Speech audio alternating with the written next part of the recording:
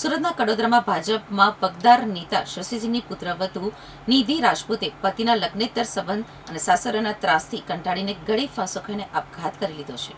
સુરત જિલ્લાના કડોદરામાં એક હૃદયદ્રાવક ઘટના સામે આવી છે, જ્યાં કડોદરા બારડોલી રોડ ઉપર આવેલી શ્રીનિવાસ ગ્રીન સિટી સોસાયટીમાં રહેતી નિધિ રાજપૂત નામની પરિણીતાએ ગળે ફાંસો ખાઈને જીવન ટૂંકાવી લીધું છે.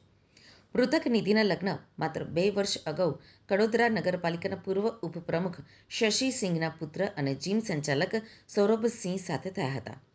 મૂળ બિહારના આ વગદાર પરિવારમાં બનેલી આ ઘટનાથી સમગ્ર વિસ્તારમાં ચકચાર મચી ગઈ છે.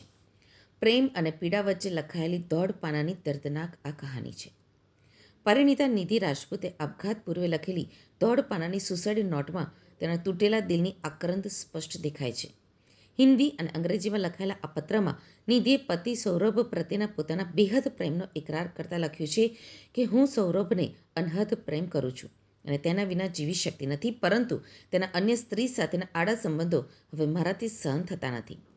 પતિના આ સંબંધોના કારણે અસહ્ય માનસિક યાતના ભોગવતી નિધિએ આખરે અંતિમ પગલું ભરી લીધું. નિધિ ખૂબ સારી રીતે જાણતી હતી કે તેની સાસુ ભાજપમાં મજબૂત પકડ ધરાવતા વગદાર પૂર્વ ઉપપ્રમુખ છે, જેથી આ સુસાઇડ નોટ જો સાસરીવાળાના હાથમાં આવશે તો તેનો નાશ થઈ જશે. આ ડરના કારણે તેને જીવન ટૂંકાવતા પહેલા ખૂબ જ સતર્કતા વાપરીને પોતાની આ દોઢ પાનાની ગુપ્ત ચિઠ્ઠી સાડી અને આંતર વસ્ત્રોમાં છુપાવી હતી, જેથી કોઈપણ સંજોગોમાં તેની મોત પાછળનું અસલી કારણ દબાઈ ન જાય અને જવાબદારો સામે કાર્યવાહી થાય.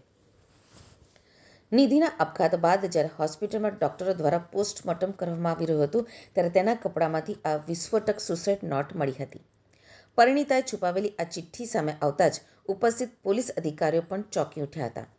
આ પત્ર હવે પોલીસ માટે સૌથી મોટો અને નક્કર પુરાવો બન્યો છે, જેના આધારે કડોદરા જીઆઈડીસી પોલીસે પતિ સૌરભસિંહ વિરુદ્ધ આપઘાતની દુષ્પ્રેરણાનો ગુનો દાખલ કરવા માટે કાયદેસરની તજવીજ હાથ ધરી છે.